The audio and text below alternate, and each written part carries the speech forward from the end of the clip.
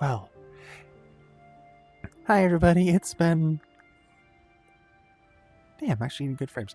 It has been a hot minute since I have recorded, and a lot of stuff has happened. I'm going to give you a quick breakdown of everything going on in my life right now. So I had discussed before I was in the black hole world because shit has been happening over and over and over again. I just seem to be getting hit in the face, in the gut, in the leg, in the kneecap. Just all sorts of stuff hitting me once.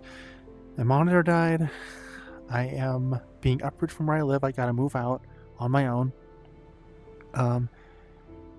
I lost a relationship that I was actually planning on visiting the person IRL. Just really, really sad that happened, but what else? I mean, I was thinking with the current moving situation that I was going to be losing my VR headset, but there is also some good stuff happening. And also, you'll notice that I am not in the black hole world, despite all of this bad stuff happening, because today we're going to have... Okay, first, I'll go over the good stuff real quick, and then I'll get into today's, point. So, on the good side, I'm going to be getting set up with some insurance so that I can get back on HRT. I had a nice conversation with my mom a couple days ago, and she is hella supportive. She is amazing. She's actually been looking into trans POVs, for people who are going through this, but also trying to advocate for, hey, we have a lot of shows that really talk about the transformation that goes from someone realizing who they are and experiencing that shift and going towards that, but we don't have a lot of people talking from the perspective of the families, which we really do need more of that. We need movies and TV shows that go over what it's like to be a parent watching what they thought was their son or daughter become vice versa, whether it's non-binary. And that's another thing. She's opening up her heart to more stuff relating to non-binary and trans in general, which is of course an umbrella term for transgender, fluid, bigender, a lot of stuff. So Mom, if you ever find this video, just despite everything else that I've said or everything else that's happening, I am actually doing really well, and I am so happy that you were my mom and that you and my dad raised me the way I did. I'm going to include that as a segment of the video, actually. But I'm getting back on HRT. I am still friends with now my ex. We are still on good terms, and I do not... If they ever see this, I don't hate you, and I understand the reason why you did this. It's best for you, because poly relationships really aren't for everybody. I've made it work with the people that I have been close to for years. Not everybody in my circle can make it work, which is an unfortunate thing about poly relationships. They aren't perfectly stable. Even regular marriages aren't stable. You really have to find the person that's right for you, and and with poly, there's another step to it. You need to be in the mindset of, this can work for me. Being able to love multiple people and not always having one person in the group that you might be more fond of's attention is hard. It's really hard on a person if you're not used to it. Now, I will say some good news about the moving situation. I have found an apartment. If it stays open long enough for me to get paid and consistently getting paid and save the money for it, I will be putting down a deposit for it and getting moved in there around April. Now, I want to get to the thing that I actually really wanted to talk about today. Hope. Hope. It's an emotion that some of us are in short supply of.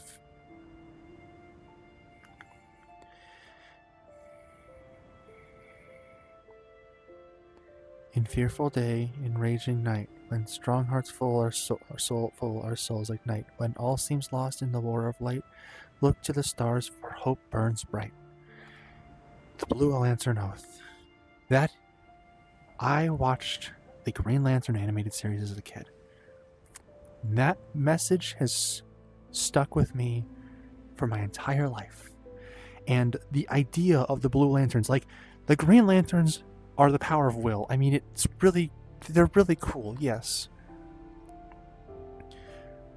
And they can do a lot of cool stuff. But me personally, I think I'd actually fit better as a Blue Lantern. And no, it's not just because of my color. They are actually more of a cobalt blue anyway. But I feel like I'd fit as a Blue Lantern because I have this spark inside me. And it has saved me on countless occasions in the last couple of weeks. With all of this stuff happening all at once, like it is, every time that I get down, every time that I genuinely think, this is the day that I do it, I'm gonna fucking end it, I am ready to kill myself, I know what I need to buy, I know what I need to get to do this, I can make this happen at my lowest point, and I've been there like once or twice. It's this weird resistance. It's like somebody setting a candle ablaze in your soul, and that candle turns into an inferno, which then turns into a firestorm that consumes you in a blinding light of hope. That is what it feels like when my spark reignites, and it just happens. It happens every time. In my darkest hour, it's like I'm falling down, and then it happens, and it's like I can't fall any further down. I literally can't. And every optimistic thought that things that I don't even remember on the daily, like just things I don't even think about, like, you've been with Juno for 2 years. You're still alive. You survived your last and final suicide attempt. You have a stable job. You have people who love you in your life. There is a community of over 800 people that wants to see you, that wants to watch your life fold out into place. Over 800. It hasn't grown since 872, and it's actually dropped down to 871, but that's still 800 people. That is almost the entire population of my high school of people who clicked a subscribe button on YouTube to show that they have an interest in being with me and seeing what I have to say and what I want to talk about. Like, that alone should be driving me forward every damn day. And it does. And I keep getting reminded of it. And it blows my mind. Because as a kid, middle, high school, also my frame rate is pathetic right now. What the fuck? As a kid, I wasn't liked by anybody. I didn't have friends. I didn't have anybody who wanted to be anywhere near me. The only reason anybody wanted to be near me in elementary school was to tag me, say you're it, and watch from the top of the slide is like, look at the little autistic child running around angry and unable to get up here because we're too fast for them. That was my elementary school. My middle school, mostly ignored. I stayed as a wallflower. Except for my little niche group of like 5 people. Oh, let me mention, actually, end of elementary school, all of us, like 10 or 15 of us, went from the little private school we were in to the public school that I was at. They paid me money to never talk to them again, to never interact with them again. It's wild. Like, I get reminded of that. I got bought out to never fucking talk to these people again. And it's funny because I saw some of them before I moved out of Minnesota. I saw some of them like IRL. I was like, hey, you remember that? And they're like, oh, God, I do. I'm so sorry. It's like, I've moved on from it, but like, can't believe that actually happened. And it was like 8 of them collectively made the decision to do that. Crazy. High school kind of bloomed a little bit, but not as much as I did after. And then graduated high school, stopped being a wallflower, and blossomed into what I am now. I literally just made friends with a random dude who I never talked to in my life. Like, just a baker who I was working with today because his oven was broken at his bakery, so he had to come over here and use mine. And we hit it off. Like, man, when I rolled my stats, I must have gotten like a natural 20 on charisma or something, because I can make friends with just about anybody by just not even trying. And I'm amazed by myself because I'm like, I never saw myself as a likable person because nobody wanted to be around me in elementary, middle, or high school except for a small niche group of people. And even then, it was more so because I had necessary skills that I brought to a team. That's actually a fun story I should tell sometime. I should tell you guys the story about how I manned an entire robotics team by myself and got a medal for our team. But maybe I'll tell that a different time. But I wanted to, like, I wanted to really nail this message home, all right? Me. I have had so much bad shit happen to me. I have had to move like 3 times now in the last year. I've been through cockroach hell. I've been through psychological hell. I've been through physical hell. I'm in incredible physical pain right now. And I'm in extreme mental chaos. My mind is scattered. I don't know where the frick my future is going. I don't know what's going to happen tomorrow. But despite all of that, when all seems lost in the war of light, look to the stars, for hope burns bright. That is the message to take away from all of this. Hope is always there, and it will never turn you away, and it will never stop believing in you. It will always be waiting to spark the fires of ambition in your heart and allow your wings to soar high into the clouds on black wings of resolve, higher than you've ever traveled before. For on raven's wings, I soar higher and further than I ever would have. With hope's graceful light, with the rebirth of a phoenix, whatever you want to call it, hope is this intangible force. And it's beautiful because it really can make a world of difference to just believe in yourself, to believe that there is a brighter tomorrow, to believe that another sunrise will await you when you wake up the next day. There will always be another sunrise, unless you happen to be alive in like 4.6 billion years. In that case, you might not want the sunrise to come because it'll be the size of a freaking, like the entire thing, and it will be consuming the earth as we speak. But we're also not on Earth right now, so we're good. Oh my god, you guys. Don't give up. Like, the world's shitty right now. The world is literally on fire right now. I can understand that, but, like, the world is on fire, so let's take some of that, let's take some of those embers and spark the fires of rebellion. We will not be pushed down. None of us.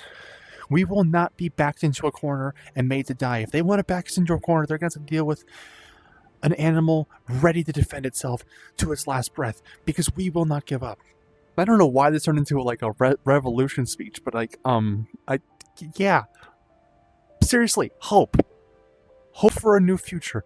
Hope for a brighter dawn. Hope for a better day tomorrow. Whatever it may be. There will always be another tomorrow. There will always be another chance. There is never... It is not the end until fate deems it so that you have laid out your story to its fullest extent. And even then, if it comes down to it, defy fate. If you get hit with stage 4 terminal cancer in your pancreas, fight that shit. Like, that's a really extreme example that may actually not be possible to fight right now, just because pancreatic cancer is like indetectable, and by the time you find it, it's like too late. But still, I don't fucking care. Science is a thing that you should follow to its letter, but to a point, faith is a thing. And I am not a Christian. I am a sea druid, and I believe in more of the power of nature, and also your own beliefs and the ability to strike your own path. This is a rambling mess, but it's a positive rambling mess. You know, it's not that bad. Also, I may have to do these weekly only, or just whenever I feel spontaneously, like, creative like this, because of my work schedule being the way that it is. I don't usually get home until, like, 2 in the morning or 12 in the morning. And by then, I'm tired, because I've been working for, like, 10 to 12 hours. But I'll do these as I'm freaking able to. Oh my gosh.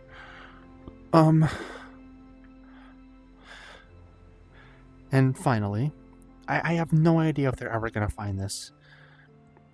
Honestly, I don't know. I don't know if they'll ever find my channel, but to my parents, to my mother and father who raised me, I apologize for everything in those last few months when I was living with you. I did not mean to push you out. I thought that the best thing for me, and I was kind of right in my thought. I mean, it is painful being away from you now that I've grown closer over distance, but having that space, having that time away, did give me a new perspective on things. You guys never hated me, and I don't know why I thought that. I don't know why that was my first thought. I should never have thought that. I mean, I guess I just heard horror stories from on the internet, because there are a lot of parents of trans kids and trans adults even who act way worse to it. And I think I was just scared. But I see now. I'm not looking through those crimson tinted glasses anymore. Because rose tinted, you don't see the red flags. Crimson, you just see everything as hate. Not looking through that anymore, I see. You guys were just watching out for me. You were worried for me. And I was worried about you. Why would I ever? I don't know. But I want you, the points aside, I am so sorry for everything. And I wish to obviously continue to grow our relationship still, even if I am halfway across the country. I love you guys. And I want you also to know that all those life lessons, I already told my mom this over the phone, but all those life lessons, everything you taught me, it's still right here. It's still right here. I never forgot any of it. And I've got all of those independent skills that you guys taught me. I know all of them still. I know how to take care of myself. I've been trying to do that to the best of my ability. Of course, being an adult is hard, but I'm doing it. I'm being an adult on my own, and I'm about to be really, really, really on my own. But I'm about to also have full independence for the first time ever. Just says I've been working out for 10 minutes, I guess. Oh, God, my heart rate's 125. Damn. Sorry, but I love you guys.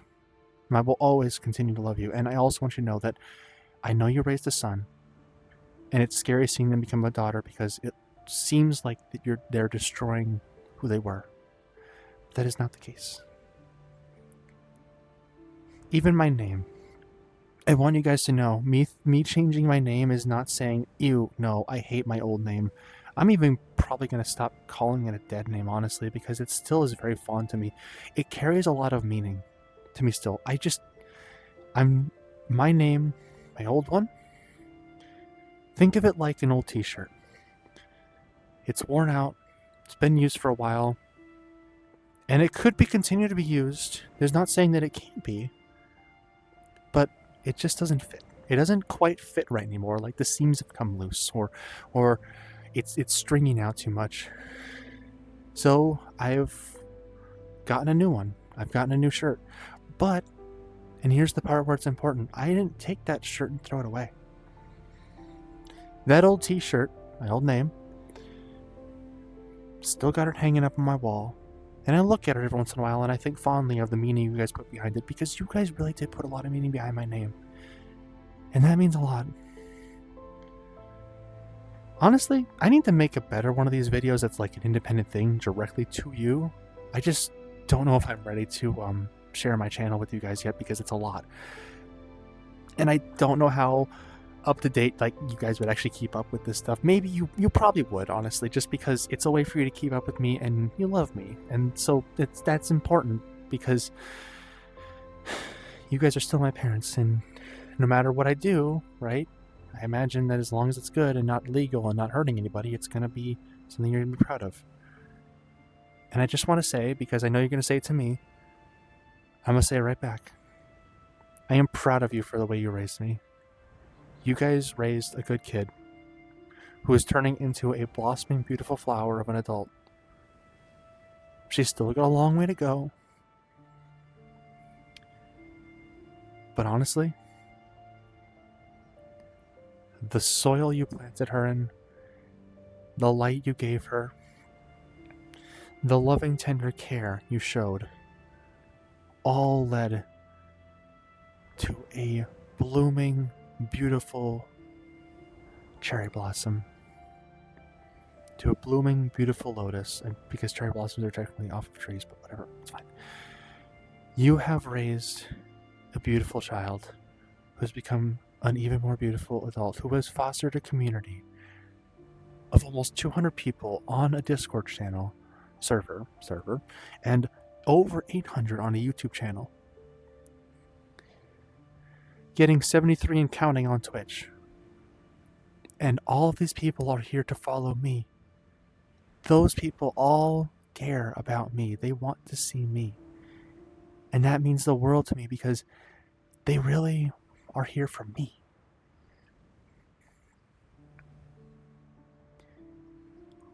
I forget that sometimes, that I'm not just some popular idol. I'm starting to notice that my community is a bit different. It's not about some gaming content. It's not about. It's about being a person. Because all of this started because I started talking to the internet. And people fell in love with that. Not falling in love with my gaming content, they fell in love with this. Just a girl talking to the camera and everybody else getting to watch on the other side. And I thank you for who you raised because she's beautiful. Love the both of you. And I hope to see you guys soon. And I don't know if you're gonna if you're ever gonna find this, but if you do, know that I love you with all of my heart, every single bit of it. And I hope you guys take care. This has been Miko. Have a good night.